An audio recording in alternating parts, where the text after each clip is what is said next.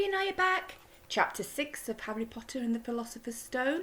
This is the journey from platform 9 3/4. Harry's last month with the Dursleys wasn't fun. True, Dudley was now so scared of Harry that he wouldn't stay in the same room, while Aunt Petunia and Aunt Vernon didn't shut Harry in his cupboard, force him to do anything, or shout at him. In fact, they didn't speak to him at all. Half terrified, half furious, they acted as though any chair with Harry in it was empty. Although this was an improvement in many ways, it did become a bit depressing after a while. Harry kept to his room with his new owl for company. He had decided to call her Hedwig, a name he had found in A History of Magic. His school books were very interesting. He lay on his bed reading late into the night, Hedwig swooping in and out of the open window as she pleased. It was lucky that Aunt Petunia didn't come into Hoover anymore, because Hedwig kept bringing back dead mice. Every night before he went to sleep, Harry ticked off another date on the piece of paper he had pinned to the wall, counting down to September the 1st. On the last day of August, he thought he'd better speak to his aunt and uncle about getting to King's Cross the next day. So he went down to the living room where they were watching a quiz show on television. He cleared his throat to let them know he was there, and Dudley screamed and ran from the room. Uncle Vernon? Uncle Vernon grunted to show that he was listening. I need to be at King's Cross tomorrow to go to Hogwarts. Uncle Vernon grunted again. Would it be all right if you gave me a lift? Harry supposed that meant yes. Thank you. He was about to go back upstairs when Uncle Vernon actually spoke. Funny way to get to a wizard's school, the train. Magic carpets all got punctures, have they? Harry didn't say anything. Where is this school anyway? I don't know, said Harry, realising this for the first time. He pulled the ticket Hagrid had given him out of his pocket. I just take the train from platform 9 3/4 at 11 o'clock, he read. His aunt and uncle stared. Platform what? 9 3/4. Don't talk rubbish, said Uncle Vernon. There is no platform 9 3/4. It's on my ticket. Barking, said Uncle Vernon. Howling mad, the lot of them, you'll see. You just wait. All right, we'll take you to King's Cross. We're going up to London tomorrow anyway, or I wouldn't bother. Why are you going to London? Harry asked, trying to keep things friendly. Taking Dudley to hospital, growled Uncle Vernon. Got to have that ruddy tail removed before he goes to Smeltings. Harry woke at 5 o'clock the next morning and was too excited and nervous to go back to sleep. He got up and pulled on his jeans because he didn't want to walk into the station in his wizard's robes. He'd change on the train. He checked his Hogwarts list yet again to make sure he had everything he needed, saw that Hedwig was safely shut in her cage, and then paced the room waiting for the Dursleys to get up. 2 hours later, Harry's huge, heavy trunk had been loaded into the Dursleys' car. Aunt Petunia had talked Dudley into sitting next to Harry, and they had set off. They reached King's Cross at 10:30. Uncle Vernon dumped Harry's trunk onto a trolley and wheeled it into the station for him.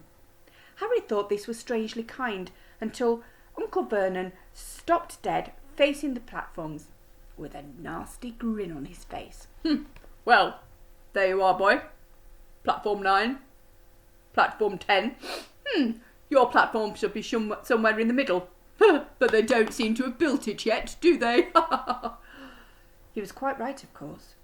There was a big plastic number 9 over one platform and a big plastic number 10 over the next one to it. And in the middle, nothing at all. Have a good half-term, said Uncle Vernon with an even nastier smile. He left without another word.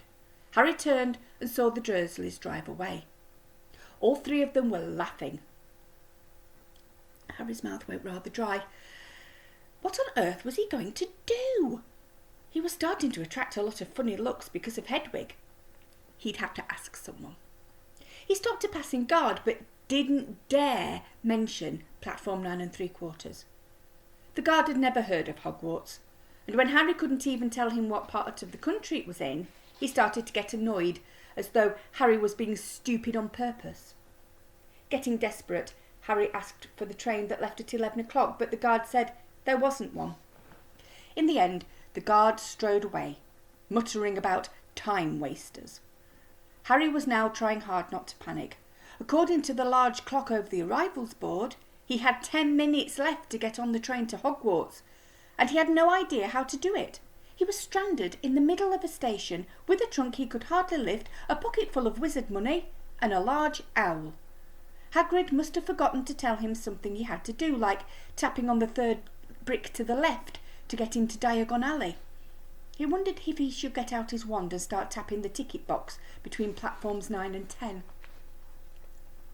At that moment, a group of people passed just behind him, and he caught a few words of what they were saying. "Oh, packed with muggles, of course." Harry swung around. The speaker was a plump woman who was talking to 4 boys, all with flaming red hair.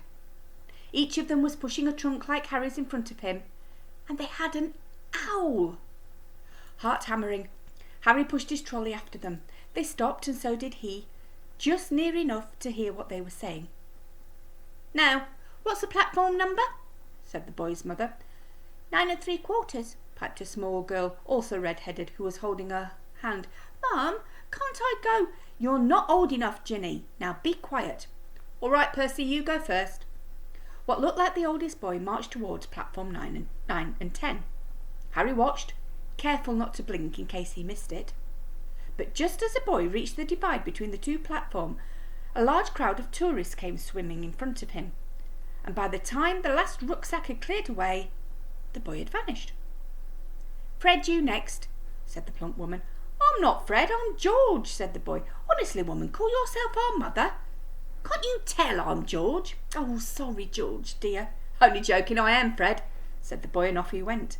His twin called after him to hurry up, and he must have done, because a second later he had gone. How had he done it? Now the 3rd brother was walking briskly towards the ticket barrier. He was almost there, and then, quite suddenly, he wasn't anywhere. There was nothing else for it. "Excuse me," Harry said to the plump woman. "Hello, dear," she said. "First time at Hogwarts. Ron's new too." She pointed to the last and youngest of her sons. He was tall, thin and gangling, with freckles, big hands and feet, and a long nose. "Yes," said Harry, the thing is I don't know how to..." "Oh, how to get onto the platform," she said kindly, and Harry nodded. "Not to worry. All you have to do is walk straight at the barrier between platforms 9 and 10. Don't stop, and don't be scared you'll crash into it. That's very important. Best do it at a bit of a run if you're nervous. Go on, go now before Ron." Okay," said Harry. He pushed his trolley around and stared at the barrier. It looked very solid. He pushed his trolley around and stared at the barrier. It looked very solid. He started to walk towards it. People jostled him on their way to platforms 9 and 10. Harry walked more quickly. He was going to smash straight into that ticket box, and then he'll be in trouble. Leaning forward on his trolley, he broke into a heavy run. The barrier was coming nearer and nearer. He wouldn't be able to stop. The trolley was out of control. He was a foot away. He closed his eyes, ready for the crash. See if Harry makes it next time.